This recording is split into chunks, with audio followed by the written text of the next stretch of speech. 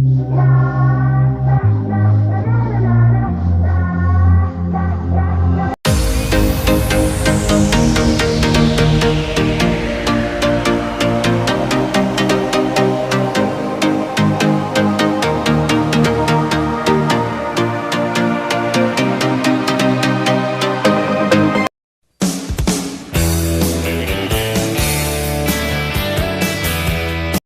mga ka-iwag. So, nandito po tayo ngayon sa shop kasi meron po tayong bisita. Meron po tayong kadarating na bisita. Ito po si Sir Carlos. Madalas din po siya sa LS natin, no? So, si Sir Carlos po is yung nanalo po ng kalapati kay Marl.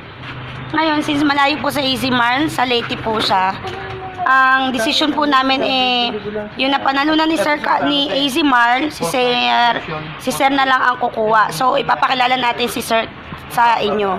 So, ito po. Yan mga ka-iwag, no? So, si Sir Carlos Tan, siya po yung nanalo kay Marl. So, tanungin natin kung kailan siya nanalo para masaya. Matagal na yun eh.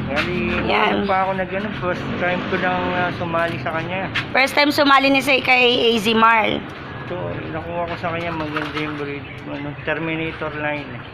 Yun, actually kasi, first time ko lang din na nagparapol. Tapos si Marl yung nanalo. Sa latest, kaya lang, lockdown. Kasi ang buong area ko is Visayas. Sa Bisaya. So, Saan po kayo sa Bisaya, Sen? hindi, ang area ko ron. Ang province niyo po dito lang din. Sa Bicol, sa Wow, Bicol. Gusto ko po makarating doon. buong Bicol lang hawak. So, itutur muna natin si Sir dito sa ating sa ating shop na din at saka sa ating loft. Punta na tayo dito sa Yzhea'S Loft at sa Breeders' Loft. Tara, samahan niyo kami.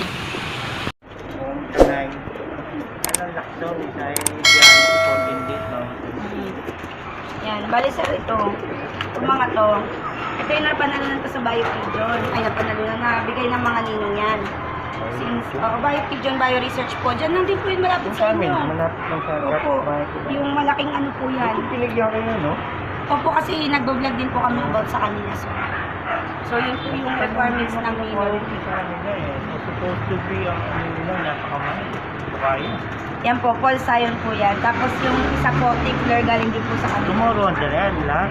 Hindi ko po pinapalabas kasi maglilipat nga po kami. So doon na po. Pero may naroon daw po dito. So paglipat namin doon, hindi ko na sila palalabasin. Kasi possible dito na mga yan uuwi. Pag nagpagawa ka na sir ng loop visit ka namin. Ito sir, ano to? Hindi pa ako nakapunta sa office ng ko, scaffolding. Okay din sir. Basta kung saan kayo makamura. Wala naman po dyan. Kaya sa office namin kukunin. Sa yun. office, sa opisina. Yan, ito sir, Vandenbroek. Sakyo na. Pamarit ko tayo.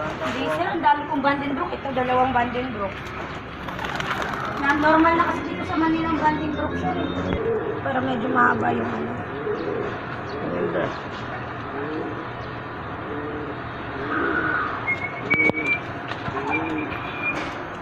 Papakawala ko na. Sige sir. Dami mo rin pa.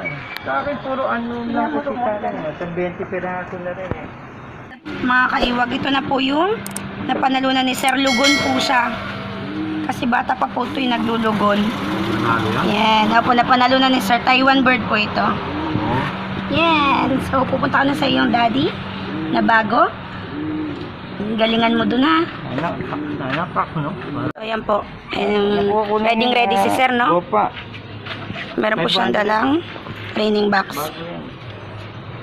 May banded lang pa sir, bilhin niya? Ha? May banded? Oo. Dito ako kasi sa... Mura na yan sa 500. SUKAT highway. So, ibibigay na po natin si Taiwan kay Sir.